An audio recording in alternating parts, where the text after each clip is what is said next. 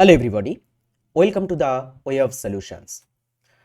7ই জানুয়ারি 2026-এর গুরুত্বপূর্ণ কারেন্ট অ্যাফেয়ার্সের ক্লাসে জানাই স্বাগতম। স্টুডেন্টস, জেনারেল অ্যাওয়ারনেস এবং কারেন্ট অ্যাফেয়ার্স নিয়ে আমরা এই সেশনটিতে আলোচনা করছি। তো অবশ্যই প্রথমে আমরা কারেন্ট অ্যাফেয়ার্স রাখি ক্লাসে এবং শেষের দিকে আমরা বেশ কিছু জেনারেল অ্যাওয়ারনেসের মডারেট কোশ্চেন অ্যান্সার প্র্যাকটিস করে থাকি। তো অবশ্যই সেখানে যুক্ত হতে হবে, অবশ্যই সকলে শেষ পর্যন্ত ক্লাসটি দেখতে থাকবে। আর আমাদের TWS একাডেমি অ্যাপ ডাউনলোড না করলে সেরা চাকরির প্রস্তুতির জন্য এই অ্যাপটি কিন্তু তোমার ফোনে রাখা চাই, অবশ্যই সকলে ডাউনলোড করে ফেলো। আর এখানে আমাদের নতুন একটা ব্যাচ চলে এসেছে for the WEP KP foundation batch 2026, যেটা আমাদের WEP এবং কেপির ফাউন্ডেশন ব্যাচ খুবই কিন্তু হেল্পফুল হবে তোমাদের ফাউন্ডেশন তৈরি করার জন্য। আমাদের TWS একাডেমির ফুল টিম সেখানে তোমাদেরকে ক্লাস দেবেন, তো অবশ্যই সকলে সেখানে যুক্ত হতে ভুলবে না। চলো আজকের কারেন্ট অ্যাফেয়ার্সের প্রথম প্রশ্ন আমরা দেখে নিই। 2026 সালে অস্ট্রেলিয়ান ওপেনে 45 বছর বয়সে অংশগ্রহণ করে কে সবচেয়ে বয়স্ক মহিলা খেলোয়াড় হওয়ার রেকর্ড গড়তে চলেছেন? তো গড়তে চলেছেন বলতে গড়ে ফেলেছেন ইতিমধ্যে। তিনি হলেন কে? যিনি অস্ট্রেলিয়া ওপেন একটা গ্র্যান্ড স্ল্যাম টুর্নামেন্ট টেনিসের, আমরা জানি এটা বছরের একদমই প্রথমের দিকে খেলা হয়ে থাকে। অবশ্যই এর থেকে বেশ কয়েকটা গুরুত্বপূর্ণ প্রশ্ন উত্তর আমরা পেতে চলেছি আপকামিং কারেন্ট অ্যাফেয়ার্সের ক্লাসগুলোতে। তো তার থেকে একটা গুরুত্বপূর্ণ ক্লাস গুরুত্বপূর্ণ কোশ্চেন্স, যেটা বলা হচ্ছে অস্ট্রেলিয়া ওপেনে 45 বছর বয়সে কে রিসেন্টলি অংশগ্রহণ করেছেন? সেটা হচ্ছে ভেনাস উইলিয়ামস। আমেরিকা যুক্তরাষ্ট্রের Venus Williams is set to become the oldest female player to compete in the Australian Open main draw at the age of 45। 45 বছর বয়সে তিনি এই রেকর্ডটি গড়েছেন। চলো নেক্সট আমরা পরেরটা দেখি। সম্প্রতি তথ্য অনুযায়ী বর্তমানে বিশ্বের বৃহত্তম চাল উৎপাদনকারী দেশ কোনটি? সম্প্রতিকালে রিপোর্ট অনুসারে বা আমাদের ভারতের একজন মিনিস্টার তিনি ডিক্লেয়ার করেছেন যে Bharat become the largest rice producer. পুরো বিশ্বের মধ্যে সব থেকে বড় কিন্তু চাল উৎপাদনকারী দেশে পরিণত হয়েছে Bharat.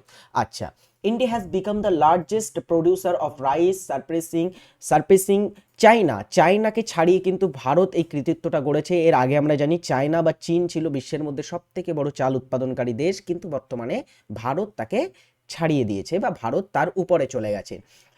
This was started by Union Agriculture Minister Shivraj Singh Chouhan in New Delhi. তো এটা শিবরাজ সিং চৌহান রিসেন্টলি কিন্তু ঘোষণা করেছেন। He said India's rice production has reached 150 million tons. প্রায় 150 মিলিয়ন টনস আমাদের ভারতের রাইস প্রডিউসিং বা চাল উৎপাদন ক্ষমতা বৃদ্ধি পেয়েছে। অ্যান্ড কম্পেয়ার যদি আমরা করি চায়নার সাথে, তাহলে চায়না হচ্ছে 145 মিলিয়ন টনস, সেখানে কিন্তু আছে। Mister Shivraj Singh Chouhan said India is now supplying rice to overseas market. Bharat কিন্তু বর্তমানে বিশ্বের মধ্যে, তিনি আরও বলেছেন যে ভারত কিন্তু বর্তমানে বিশ্বের মধ্যে চাল উৎপাদন বা চাল বিশ্ব বাণিজ্যে সাপ্লাইয়ের ক্ষেত্রে কিন্তু ওয়ান অফ দ্য লিড একটা কান্ট্রিতে পরিণত হয়েছে।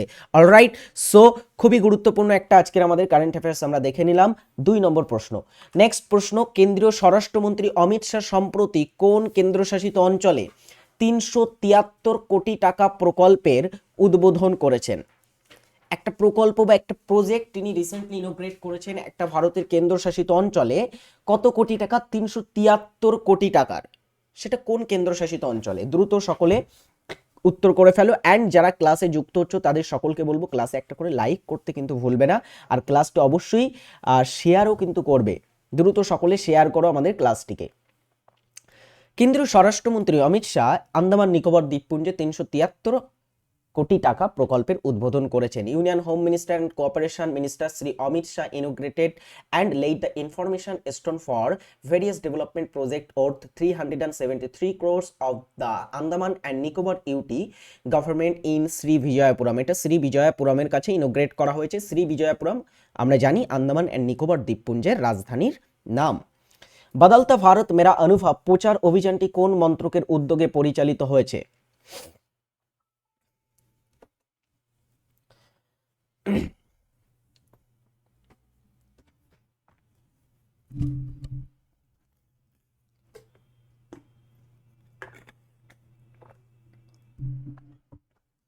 বদলতা ভারত মেরা অনুভব প্রচার অভিযানটি রিসেন্টলি আইবি মিনিস্টার বা তথ্য সম্প্রচার মন্ত্রকের অধীনে পরিচালিত হয়েছে। The information and broadcasting ministry has announced the winners of 4 creative challengers under the Badalta Bharat Mera Anubhav campaigning. The challengers were organised the collaboration with the MyGov platform. তো এটা মাই গভ প্ল্যাটফর্মের সাথে তারা কিন্তু কি করেছেন, কোলাবরেশন করেছেন, বা মাই গভ প্ল্যাটফর্মের সাথে তারা সহযোগিতাপূর্ণভাবে রিসেন্টলি কিন্তু আমরা দেখব ক্রিয়েটিভ চ্যালেঞ্জার্সের আন্ডারে বদলতা ভারত মেরা ক্যাম্পেনিংয়ের উইনার্সদেরকে ঘোষণা করা হয়েছে। অ্যান্ড খুবই খুবই গুরুত্বপূর্ণভাবে মনে রাখবে আইবি মিনিস্টার এটা করেছে, এটা থেকে আমাদের প্রশ্ন আসতে পারে। চলো পরেরটা আমরা দেখব, সম্প্রতি কোন রাজ্যে ভ্রমরদেব করিডোর উন্নয়ন প্রকল্পের শিলান্যাস করা হয়েছে। ভ্রমরদেব করিডোর, আচ্ছা ভ্রমরদেব হচ্ছে একটা মন্দিরের নাম। প্রথমে আমাকে একটু বলো, এই যে ভ্রমরদেব মন্দির, সরি ভ্রমদেব, মাফ করবে, ভ্রমদেব মন্দির, ভ্রমদেব মন্দির কোথায় আছে? ভ্রমদেব মন্দিরটা আছে ছত্তিশগড়ে, ছত্তিশগড় রাজ্য অবস্থিত। এটাকে অনেক সময় বলা হয় ছত্তিশগড়ের খাজুরাহ। ছত্তিশগড় আমরা জানি খাজুরাহ মন্দির মধ্যপ্রদেশে আছে, কিন্তু ভ্রমদেব মন্দিরকেও বলা হয়ে থাকে ছত্তিশগড়ের খাজুরাহ। অ্যান্ড এটা কোথায় আছে? অবভিয়াসলি আমরা দেখছি ছত্তিশগড় রাজ্যে এটা আছে। তো ছত্তিশগড়ে শিলান্যাস প্রকল্পটি উদ্বোধন করা হয়েছে। অ্যান্ড কে করেছে? In Chhattisgarh chief minister Vishnudeo Sai, ছত্তিশগড়ের chief minister and union minister for tourism and culture, ভারতের পর্যটন এবং সাংস্কৃতিক মন্ত্রকের দায়িত্বে আছেন গজেন্দ্র সিং শাকোয়াত। তারা কিন্তু laid the foundation stone of Bhoramdeo corridor development project at the programme held at Bhoramdeo Dham in Kabirdham district yesterday. তো এটা ছত্তিশগড়ের কবিরধাম ডিস্ট্রিক্টে অবস্থিত আছে। অ্যান্ড সেখানে গজেন্দ্র সিং শাকোয়াত অ্যান্ড বিষ্ণুদেব সাঁই, যিনি ছত্তিশগড়ের মুখ্যমন্ত্রী, তারা দুজনে এটা শিলান্যাস করেছেন। নেক্সট আমরা পরেরটা দেখব, বুদ্ধের সাথে সম্পর্কিত পিপরাওয়া প্রত্নতাত্ত্বিক স্থলটি ভারতের কোন রাজ্যে অবস্থিত আছে? পিপরাওয়া এটা গৌতম বুদ্ধের সাথে অ্যাসোসিয়েট অ্যান্ড গৌতম বুদ্ধের সাথে অ্যাসোসিয়েট। অ্যান্ড এটা কোথায় অবস্থিত? অবশ্যই এটা উত্তরপ্রদেশ রাজ্যে অবস্থিত। রিসেন্টলি প্রধানমন্ত্রী নরেন্দ্র মোদী একটা আন্তর্জাতিক কিন্তু প্রদর্শনী আয়োজন করেছিলেন, PM inaugurated grand international exposition and sacred Piprahwa relics related to lord Buddha. এটা লর্ড বুদ্ধের সাথে যুক্ত। অ্যান্ড এটা রিসেন্টলি প্রধানমন্ত্রী নরেন্দ্র মোদী একটা আন্তর্জাতিক প্রদর্শনী শুরু করেছেন দিল্লিতে। অ্যান্ড সেখান থেকে এই কোশ্চেন্সটা রাখা হয়েছে, পিপরাওয়া প্রত্নতাত্ত্বিক স্থলটি কোথায় অবস্থিত আছে। ওকে, নেক্সট কোশ্চেন্স হচ্ছে 2025 সালে ভারতের কোন রাজ্যে সবচেয়ে বেশি বাঘের মৃত্যু রেকর্ড করা হয়েছে?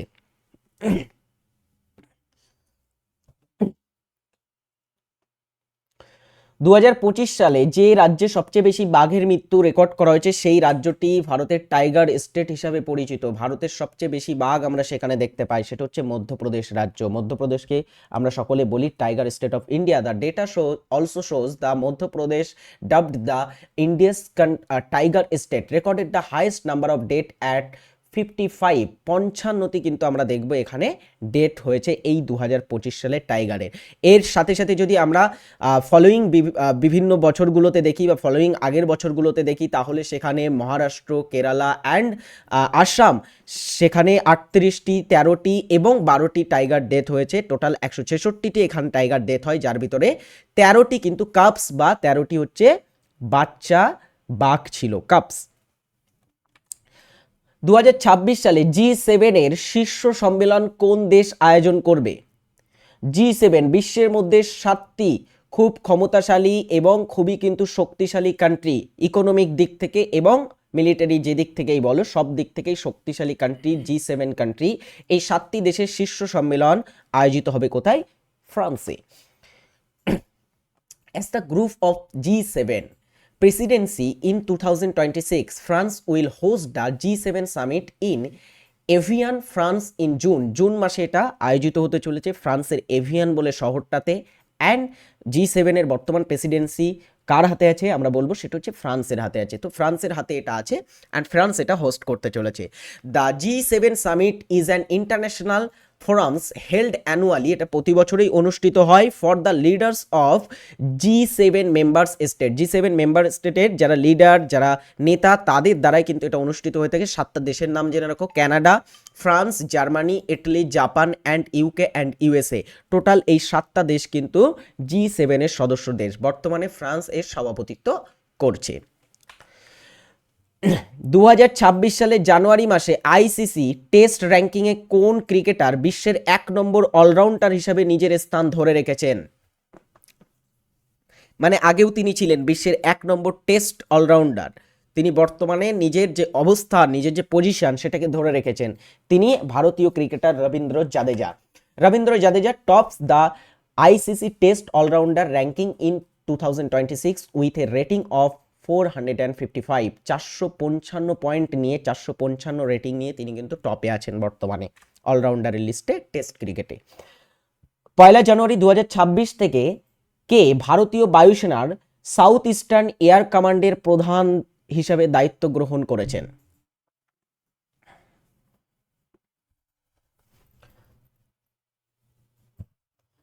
সাউথ ইস্টার্ন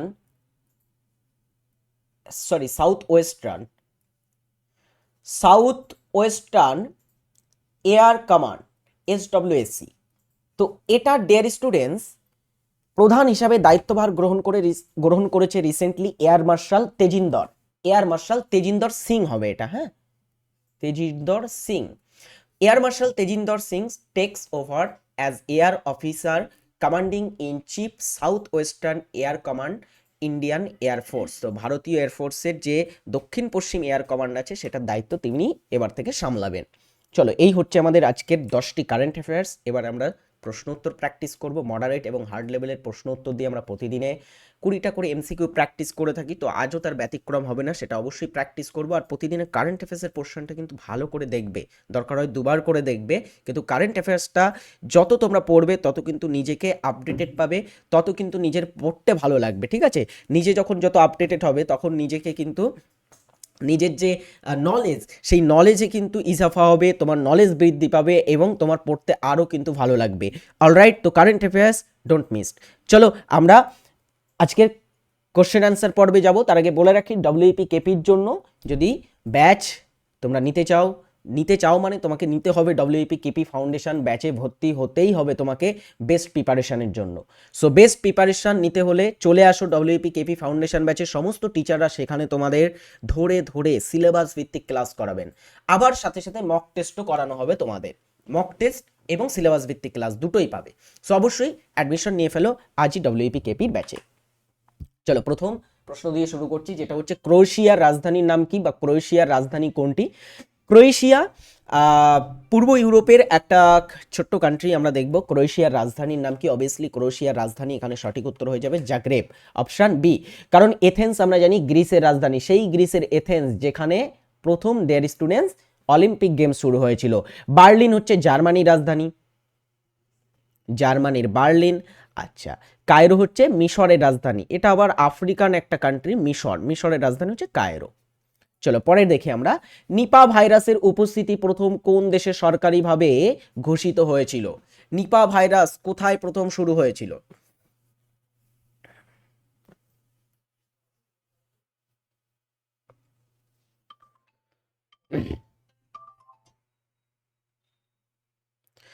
নিপা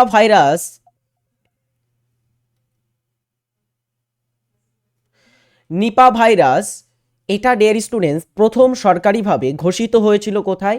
মালয়েশিয়াতে। দক্ষিণ পূর্ব এশিয়াতে প্রথম নিপা ভাইরাসের প্রাদুর্ভাব দেখা যায়। অ্যান্ড নিপা ভাইরাস অনেকে উগান্ডা করবে, আমি একটু বলছি, এটা এক্সপ্লানেশন দিই। নিপা ভাইরাস হচ্ছে ডিয়ার স্টুডেন্টস বাদুড়ের দ্বারা বাহিত রোগ, বাদুড় দ্বারা বাহিত হয়ে থাকে নিপা ভাইরাস।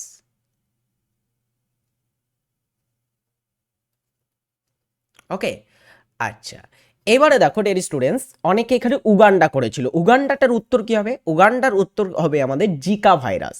জিকা ভাইরাসের যদি উৎপত্তির কথা বলা হয়, জিকা ভাইরাসের উৎপত্তি এটা হচ্ছে কোথায়? উগান্ডাতে প্রথম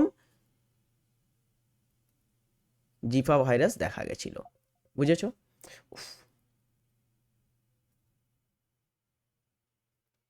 চলো নেক্সট আমরা দেখি, ওয়াটার ইকুইভ্যালেন্ট বা জলসমের একক কি?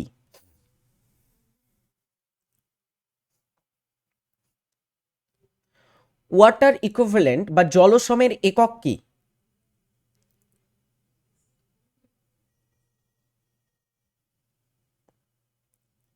এর একক হচ্ছে কিলোগ্রাম। জলসমের একক কি? Kilogram.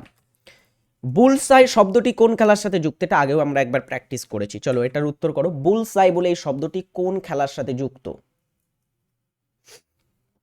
বুলসাই associate with shooting, shooting খেলার সাথে যুক্ত হচ্ছে বুলসাই।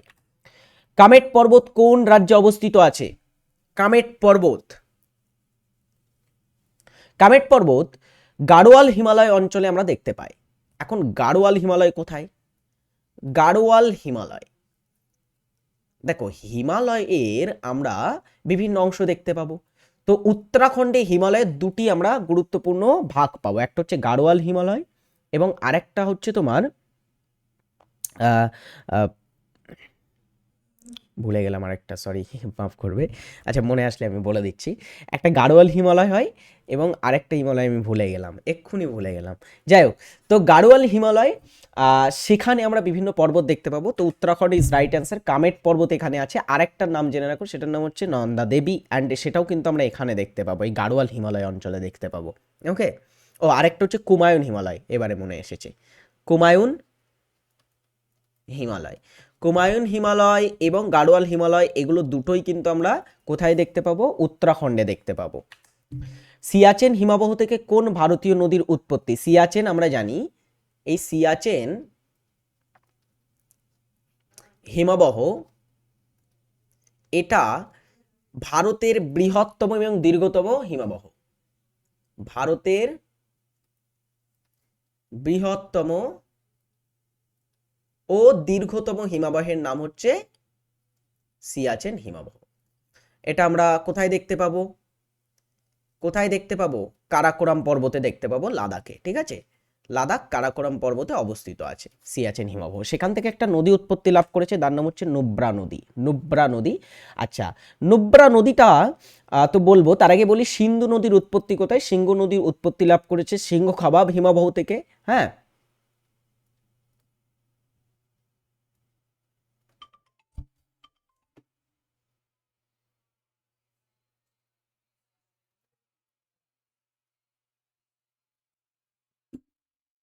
সেখান থেকে উৎস লাভ করেছে। আচ্ছা, সিয়ক নদী, এই সিয়ক নদী উৎপত্তি লাভ করেছে রিমো হিমবাহ থেকে। রিমো হিমবাহ থেকে উৎপত্তি লাভ করেছে সিয়ক রিভার।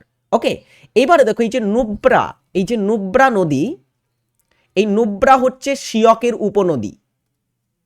সিয়কের উপনদী, আবার সিয়ক হচ্ছে সিন্ধুর ওয়ান অফ দা সিন্ধু নদীর উপনদীর সাথে আবার পরবর্তীতে মিশে গেছে। তো নুব্রা হচ্ছে সিয়কের উপনদী। অ্যান্ড এই দুটো নদী খুব খুব গুরুত্বপূর্ণভাবে জেনে রাখবে, দুটো নদী কিন্তু জম্মু কাশ্মীর অ্যান্ড লাদাখ অঞ্চলে প্রবাহিত হয়েছে।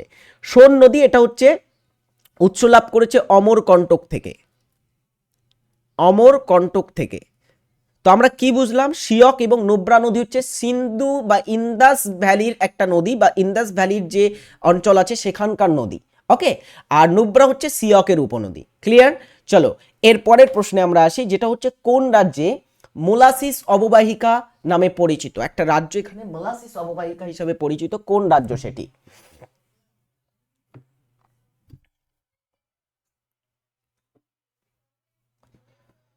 যে রাজ্যটি মোলাসিস অববাহিকা হিসাবে পরিচিত সেটা হচ্ছে মিজোরাম। মিজোরামকে বলা হয়ে থাকে মোলাসিস অববাহিকা। অর্থনীতিতে গ্রেশাম ল বা গ্রেশামের নীতিটি কোন বিষয়ের সাথে সম্পর্কিত? কর হার এবং রাজস্বের সম্পর্ক, আয় বৈষম্য পরিমাপ। আয় বৈষম্য পরিমাপ করতে আমরা লরেন্স কার্ভের ব্যবহার করে থাকি, তো ওটা আমরা আগে পড়েছি, লরেন্স কার্ভ। মুদ্রাস্ফীতি এবং বেকারত্ব সম্পর্ক নাকি মুদ্রা? এখানে রাইট অ্যান্সার হচ্ছে অপশন ডি, মুদ্রা নীতি বা মুদ্রা সম্পর্কিত একটা ল হচ্ছে গ্রেশাম ল। দ্রবণের মধ্যে যে উপাদানটি বেশি পরিমাণে থাকে এবং যার ভৌত অবস্থা দ্রবণের ভৌত অবস্থা নির্দেশ করে তাকে কি বলে?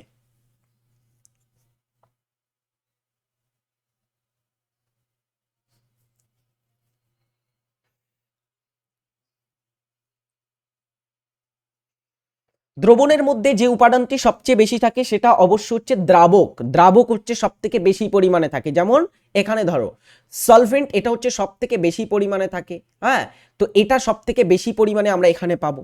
সো দ্রাবক ইজ রাইট অ্যান্সার।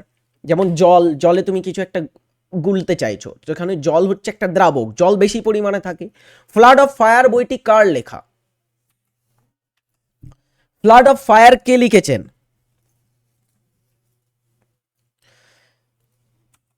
বিখ্যাত গ্রন্থ দ্য ফ্লাড অফ ফায়ারের লেখক হচ্ছেন Amitabh Ghosh. West Bengal industrial development corporation limited WBIDC স্থাপিত হয় 1967 সালে, 1981 সালে, 1977 সালে, 1983 সালে। West Bengal industrial development corporation limited বা WBIDC কবে স্থাপিত হয়?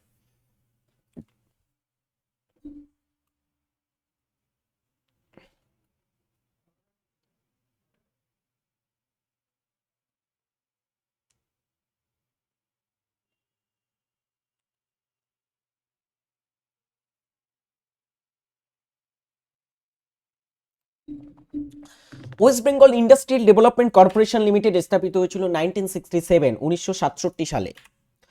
আজকের একটা বাড়ির কাজ দেওয়া থাকবে, পশ্চিমবঙ্গের প্রথম মুখ্যমন্ত্রীর নাম কি? কমেন্ট বক্সে অবশ্যই সকলে এটার উত্তর জানিয়ে যাবে। এটা তোমাদের বাড়ির কাজ বা হোমওয়ার্ক দেওয়া রইল। শান্তিস্বরূপ ভাটনগর পুরস্কার কোন ক্ষেত্রে বিশেষ অবদানের জন্য দেয়া হয়?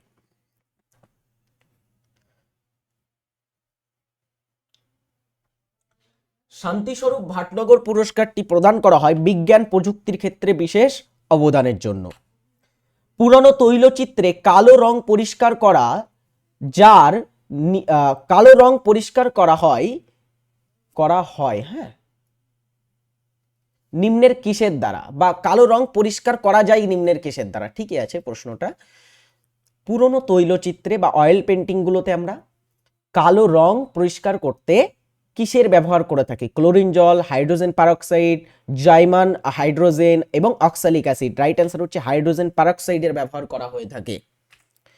বর্তমানে ভারতের ইউনিয়ন পাবলিক সার্ভিস কমিশন বা ইউপিএসসি অনুমোদিত সদস্য সংখ্যা কত?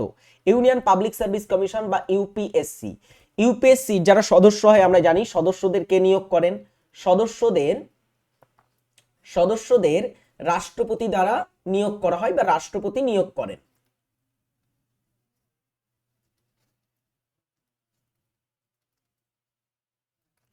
ওকে, সো খুব ইম্পর্টেন্ট এটা। আচ্ছা, আরেকটা জিনিস, এই যে ইউপিএসসি, এটাতে বর্তমানে সদস্য কত? একজন চেয়ারম্যান, 10 জন সদস্য, একজন চেয়ারম্যান 4 জন সদস্য, একজন চেয়ারম্যান 5 জন সদস্য, নাকি মোট 17 জন সদস্য? রাইট অ্যান্সার অপশন এ, একজন চেয়ারম্যান এবং 10 জন সদস্য থাকে ইউনিয়ন পাবলিক সার্ভিস কমিশনে। অর্থাৎ টোটাল 11 জন, মোট 11 জন সদস্য এখানে থাকতে পারে। 10 জনও থাকে কিন্তু 11 জন থাকতে পারে টোটাল। বুঝেছো? হাওয়া মহল কোথায় অবস্থিত? হাওয়া মহল এটা একটা স্থাপত্য, অ্যান্ড এই যে হাওয়া মহল এটা কোথায় অবস্থিত আছে?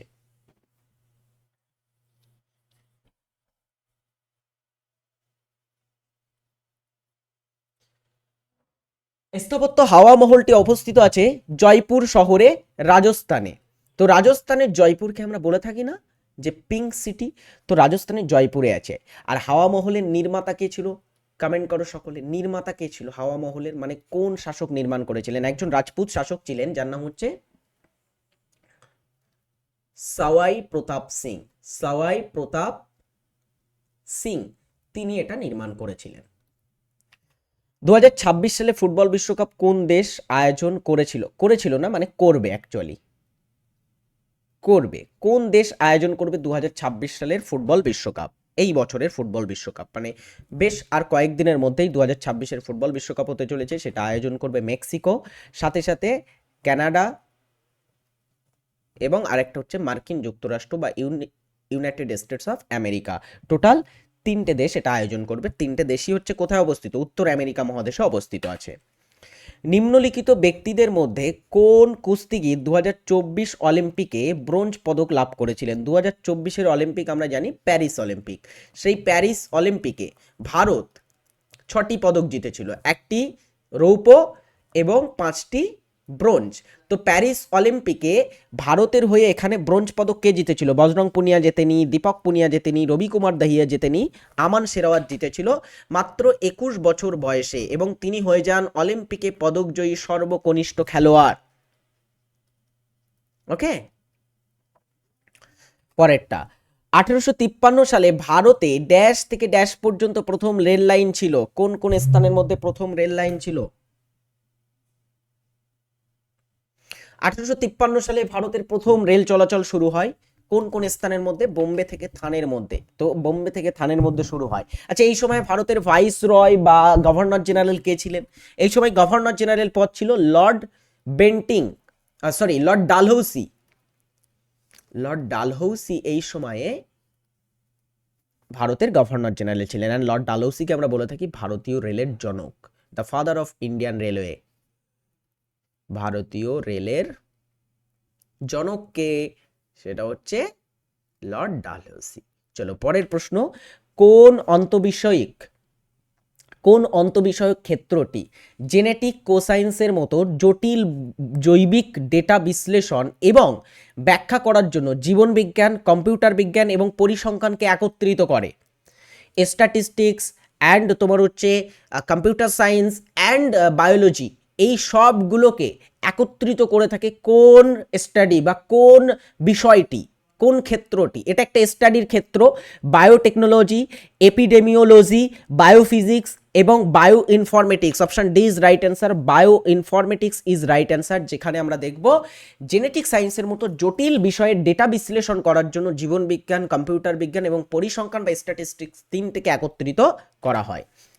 কে দ্বিতীয়বারের জন্য ভারতের রাষ্ট্রপতি নির্বাচিত হয়েছিলেন?